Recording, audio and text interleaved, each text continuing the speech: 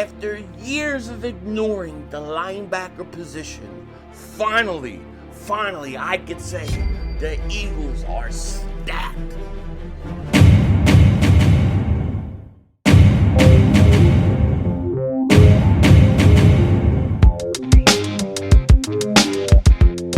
Dallas still stinks. Yo, by the way, Dingbat here. We are 1 week away. 1 week away from training camp. Tell me, you can't wait, because I can't wait. It is time. It is time to get this season on. I am so ready. And it's going to be interesting because the Eagles have made some changes that I think are going to be very important battles in training camp. And we're going to be breaking all that down later in the week. But first, we got some things to talk about today because we have a few things going on. First thing, we got to bring this up now because, look, we've got two stud corners that we are going to be having to give a lot of money to, both of them. All right? Ian Rappaport reported this earlier. The Jets, the Pound Jets, and all-pro cornerback Sauce Gardner have agreed to terms on a massive new extension, making him the highest paid cornerback in NFL history. It's a 4-year, $120.4 million deal, $30.1 million per year. And to me, all I can say is, as soon as you can extend Cooper DeJean and Quinyon Mitchell, you got to do it. You got to do it because that's a lot of money. I mean, $30 million a year, you figure that's at least at minimum where you're going to have to give Quinyon Mitchell on the outside. Then people could say, well, you know, Cooper DeJean isn't really a outside corner. He's a slot corner and hope that they could get a good deal. But the truth is the Eagles aren't going to look at Cooper DeJean like that. They're going to look at him as like a weapon, a foundational player. They're going to pay him too. Both those guys are going to get paid, and they're going to get paid a lot of money, and they should. But man, we're looking at two corners, $30 million each. Man, that's a lot of money. It's a lot of money, you know. And I don't know if you guys saw, but Cjgj Gardner-Johnson was on the pivot, and he was talking about all sorts of different things. And one of the things he talked about was why he left Philly. Here's what he said. Why are you now a Houston Texan and not a Philadelphia Eagle? Scared of a competitor. You said they're scared of a competitor? Yeah, simple as that. What you mean? You can't program a dog. Certain dogs, you can't say be a dog and then it's time to go out there. Hey, we need you. Let's look at the Washington Commanders game. I got kicked out. I was nowhere near to play. Nowhere near to play. Everybody was fed up with me, and I'm like, if you go back to that play, I celebrated with Reed Blankenship. And I'm getting cursed from head to toe on the sideline and looked at Vic even get on me. I'm like, what did I do? So, you know, people in the box, they call down and they're trying to figure out why am I getting kicked. They was trying to reverse the call because guys come off the sideline. If you watch that game, the game was already heavily. That's what sparked it. Then we had like a little scrum between at practice. Nothing. It's just offense versus defense. But who's the culprit of it? Me, I guess, because I guess we're competing. When you telling the period is live, you telling us not to compete during a live period, but it's a live period. We competing to get ready for a playoff game. All right, cool. Mm-hmm. It's like little antic things that, okay, so how you want to play football?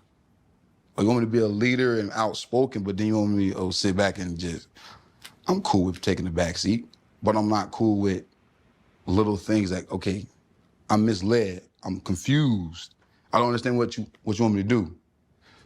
So being in Philly is like, I would actually now go to the front office like, what's my role? Like you guys say, I want to be a captain. But when decisions are made, I'm looked at like, oh, we're just gonna call your agent. Mm. If I don't say like this, if I come in smiling, happy, and joy, oh, he's too much. If I come in there just quiet, nice to meet you, how you doing? Yes, sir. No, sir. Oh, something wrong with him.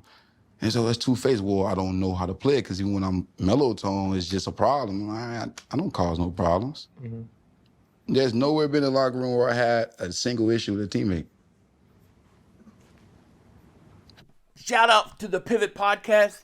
But that's what he said. He said some other stuff.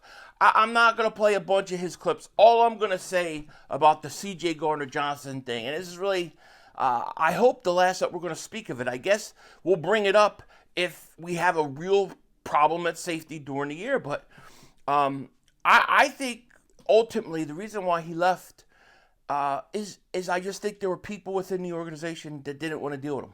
For whatever reason, they didn't like dealing with him, and they felt like long-term it was going to be an issue. That's why Vic Fangio was like, yeah, I'm good with him going. Okay? I think the initial reason why the Eagles brought Cjgj Gardner-Johnson back was because you could see the year that they didn't have him, when we were 10-1 and collapsed, that defense had no dog in them. They had no swagger. They let James Bradbury get bullied by the 49ers pregame. Nobody did anything about it. You just didn't have that kind of guy. And I think they missed Cjgj Gardner-Johnson's swagger. And then they bring him back.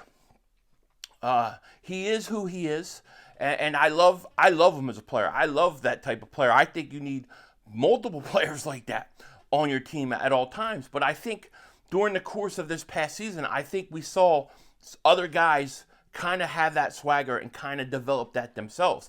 I think guys like, I think Jalen Carter, I think Nolan Smith, I think Zach Bond, I think Quinyon Mitchell and Cooper DeJean. I think they all kind of have that. And the Eagles felt like what he's given us, we've gotten these other guys now, and they let him go.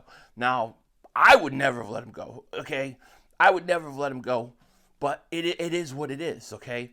They let him go, and I think it was purely for personal reasons, obviously, because there's no reason to get rid of him. But, you know, he definitely sounded like, you know, I think he's hurt by it. I think he wanted to be in Philly.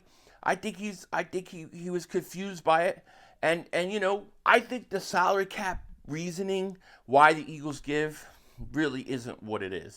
There was more to it, definitely. And there's probably still more to it. But, you know, we're only going to talk about Cjgj Gardner-Johnson if we have a problem at safety. That's going to be when we bring it up. And hopefully this kid Makuba could come in and he can play. And that's one of the that's going to be, to me, probably where I keep my eyes the most. There, the cornerback position. Those two spots, I'm going to be locked in on, because that, to me, is the whole. What I worry about happening, not that I worry about it, but what I could see happening early on is that, you know, you struggle some games, maybe at that corner spot, gives up some big plays, that safety spot. But as the season goes on, they get better and better. So we're going to have to give them some room. But I'm hoping this kid that we drafted for Texas, Makubo, can win the spot. We need him to win this spot. Otherwise, we got mother humping problem, yo. All right? I'm not, you know, I know people go, Justin Simmons. I don't want a 30-year-old safety, old vet out there that's going to play in his wheelchair, trying to go, you know, go across the field in his wheelchair. I don't want that. I want a young guy to take over, get developed, and then start playing good as the season comes. But that safety spot, that corner spot, they're the biggest areas we got to worry about. And we're going to find out if the Eagles made that one big mistake by letting Cjgj Gardner-Johnson go. I thought last year when they let Hassan Reddick go, that was going to come and bite us in the ass, and it didn't. So, you know, we'll see. We'll see how it goes, but it is what it is. I'm glad that he's going to go to the ring ceremony on Friday. I think he deserves it, and, you know, hey, it is what it is. Let's move on. It's time for these young guys to play. And speaking of young guys, I do want to talk about real quick that linebacker position, because one of the guys that we really haven't talked a lot about this offseason has been Jeremiah Trotter Jr. Now, there's a lot of people that think, oh, Trotter Jr. is not that good, he can't play. I don't know. I mean, he was a pretty good special teams guy. He played in all the games last year, and I thought that when he was on the field, he was very instinctual. He was very smart. He could read a play and pick up what was going to happen before snap, pre-snap. And he got in the backfield a couple times, missed some tackles, so he's got to improve on that. But this is a big year for Jeremiah Trotter Jr. Like, this is a really big year because, one, Nakobe Dean's not going to be ready to play. And I've seen him exercising, and there are videos of him working out, and that's great and all. I'm glad that he's coming along, but we don't know when he's coming back. and we don't know to what extent he's coming back. Then you have Jihad Campbell. He's going to miss some time early on. Now, maybe he comes in and he's so good he takes over. Well, if that's the case, that's the case. But Trotter Jr., he's got a window from when training camp starts, first few preseason games, to go out there and make an impact on Vic Fangio. We know that Vic Fangio, if he likes what he sees or something stands out with somebody, especially in training camp, he'll start him every practice. I mean, we saw that with Zach Bond. Every week last year in training camp, we're like, why is Zach Bond one of the number one linebackers? Why is Zach Bond and then we found out why.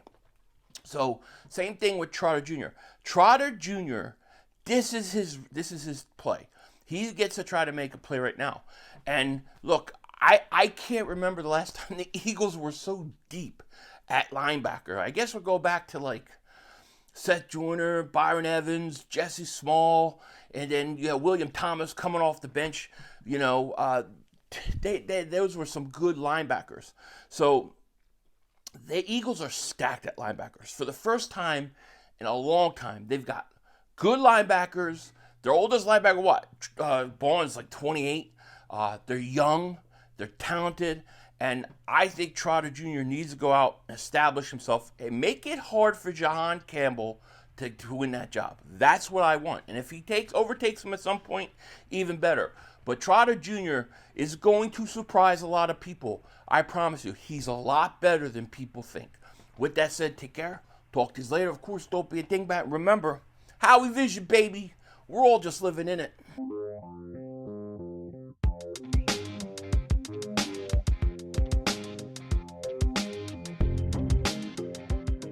You know what I don't understand? I maybe I'm just like too much of a city type boy or something like that. But I don't understand why these guys all these football players always work out, lift the weights in bare feet. In bare feet. It would seem to me that you would want some shoes on in case you drop a weight on your foot. But they're always barefoot. Disgusting. I haven't seen my feet in 30 years. I clip my toenails, I don't even look. I hate feet. They're deformed hands. That's all they are. They're disgusting. I hate the feel of anything barefoot on my feet. And I just don't understand how these guys run around in grass, how they lift the weights barefoot. It's disgusting. Denzel Washington out. That's all, folks. The brother screwed us.